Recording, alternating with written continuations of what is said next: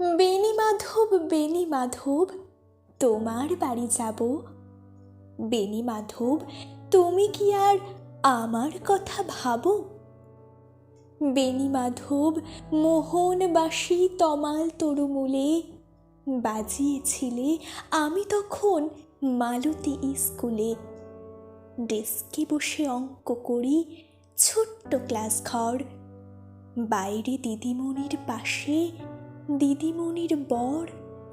আমি তখন নবম শ্রেণী, আমি তখন শাড়ি।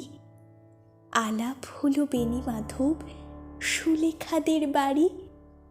বেণী মাধব, বেণী মাধব, লেখাপড়ায় ভালো, শহর থেকে বেড়াতে এলে আমার রং কালো। তোমায় দেখে এক দৌড়ে পালিয়ে গেছি ঘরে। বেণী মাধব, আমার বাবা দোকানে কাজ করে। গুঞ্জে অলি গুঞ্জে তবু ফুটেছে মঞ্জরি। সন্ধেবেলা পড়তে বসে অঙ্কে ভুল করি। আমি তখন নবম শ্রেণী, আমি তখন 16।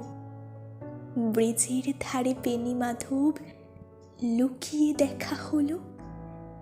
বেণী মাধব, বেণী মাধব, এত দিনের পরে সত্যি বলো, সেসব কথা এখনো মনে পড়ে? সেসব কথা বলেছ তুমি তোমার প্রেমিকাকে? আমি কেবল একটি দিন তোমার পাশে তাকে দেখেছিলাম আলোর নিচে, অপূর্ব সে আলো। স্বীকার করি দুজনকেই মানিয়েছিল ভালো।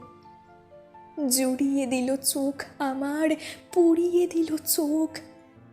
বাড়িতে এসে বলেছিলাম ওদের ভালো হোক।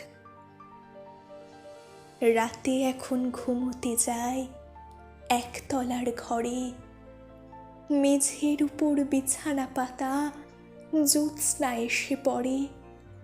আমার পরে জীবন ছিল চোরাপথের বাঁকে মিলিয়ে গেছে, জানি না আজ কার সঙ্গে থাকে। আজ জুটেছে, কাল কি হবে, কালের ঘরে শুনি।